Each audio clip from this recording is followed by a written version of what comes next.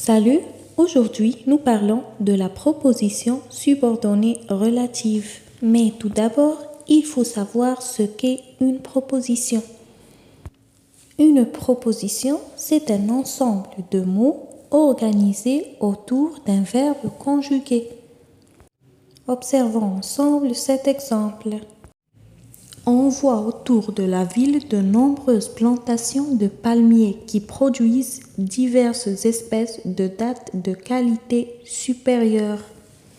Dans cette phrase, on a deux verbes conjugués, donc deux propositions. La première partie de la phrase, c'est une phrase indépendante, donc c'est la proposition principale. La deuxième partie de la phrase vient pour préciser un nom ou un pronom de la première partie. Donc, c'est une expansion du nom. Elle est appelée proposition subordonnée relative parce qu'elle commence par un pronom relatif. Palmier, c'est l'antécédent de la proposition subordonnée relative parce qu'il est repris par le pronom qui. Observons ensemble ce deuxième exemple. On voit autour de la ville de nombreuses plantations de palmiers. Les palmiers produisent diverses espèces de dattes de qualité supérieure. Dans cette phrase, on a répété le mot palmier. Donc, qu'est-ce qu'on doit faire dans ce cas? On va supprimer le mot répété et le remplacer par un autre mot qui est le pronom relatif qui. Et de cette façon, on va intégrer la deuxième phrase à la première. Voici la liste des pronoms relatifs. Qui, que, quoi, où et dont. Plus tous les mots composés avec lequel.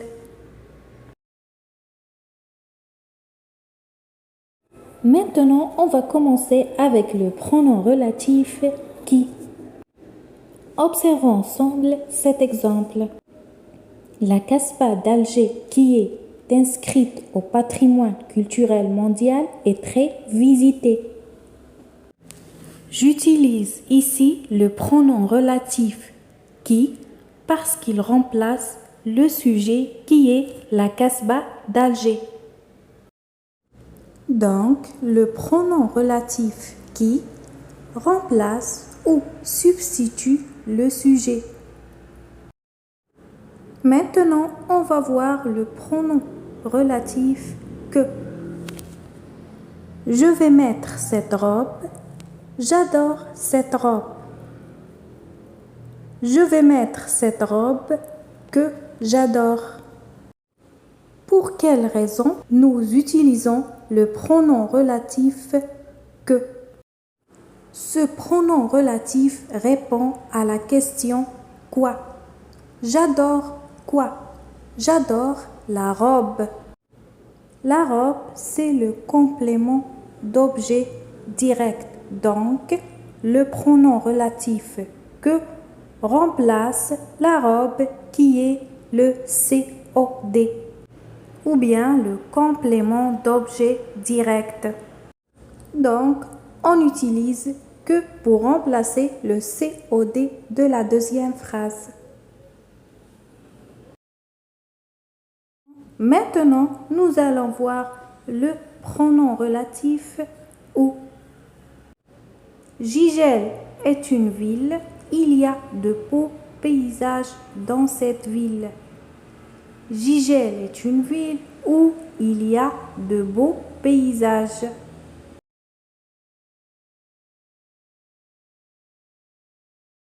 Donc, où on trouve ces beaux paysages? À Gigel ou bien dans la ville de Gigel.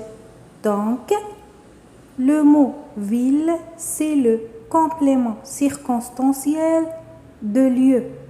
On peut dire que où remplace le complément circonstanciel de lieu de la deuxième phrase. On peut aussi utiliser le pronom relatif ou pour substituer ou bien remplacer un complément circonstanciel de temps. On peut citer comme exemple « Nous sommes partis au moment où vous arriviez ». Nous sommes partis quand? Au moment où vous arriviez. Ici, le pronom relatif ou substitue ou bien remplace le complément de temps de la deuxième phrase. Maintenant, on va passer au pronom relatif dans.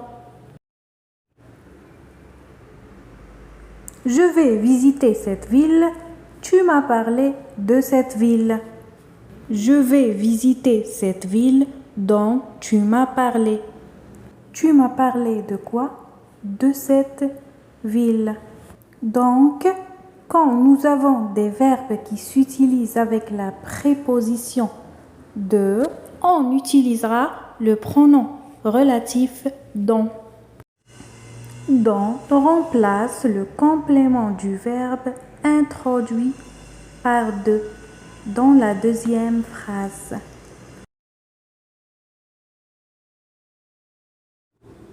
Dans la première activité, je souligne la proposition subordonnée relative et j'entoure l'antécédent. Première phrase, Yasmine, qui semblait soucieuse, commença timidement l'escalade du mont Shri'a. La proposition subordonnée relative qui semblait soucieuse. Le pronom relatif, bien sûr, c'est qui et l'antécédent, c'est Yasmine. Deuxième phrase, je lui faisais l'éloge de cette belle île de la Sardaigne que mon père adorait. Donc, dans cette phrase, la proposition subordonnée relative commence par que mon père adorait. L'antécédent, c'est cette belle île de Sardaigne. La troisième phrase, mes parents faisaient découvrir à leurs petits-enfants la corniche de Gigel dont ils étaient fiers. La proposition subordonnée relative dont ils étaient fiers. L'antécédent, bien sûr, c'est la corniche de Gigel. La phrase suivante, les rares privilégiés qui ont visité les grottes du Tassili étaient émerveillés. Bon, la proposition subordonnée relative qui ont visité les grottes du Tassili. L'antécédent, c'est les rares privilégiés. L'agence de voyage à laquelle les touristes se sont adressés est célèbre. La proposition subordonnée relative à laquelle les touristes se sont adressés. L'antécédent, c'est l'agence de voyage. Dans cette deuxième activité, on va compléter avec les pronoms relatifs qui conviennent. La première phrase, durant notre séjour à Biskra, la chaleur nous avons affronté était suffocante. Dans cette phrase, le pronom relatif va substituer le COD. Donc, on va mettre que. La chaleur que nous avons affrontée était suffocante. Deuxième phrase, le nouvel hôtel ouvrira bientôt ses portes, se situera à proximité de l'aéroport d'Alger. Ici, on va remplacer le sujet. Donc, le nouvel hôtel qui ouvrira bientôt ses portes se situera à proximité de l'aéroport d'Alger. Troisième phrase, les vieilles photos de voyage j'ai entre les mains sont un trésor pour mes parents. Les vieilles photos de voyage que j'ai entre les mains sont un trésor pour mes parents. Les touristes visitent des bâtisses. Certaines datent du XVIe siècle. Les touristes visitent des bâtisses dont certaines datent du XVIe siècle. Les montagnes sont organisées. Des randonnées surplombent la Méditerranée. Les montagnes où sont organisées des randonnées surplombent la Méditerranée.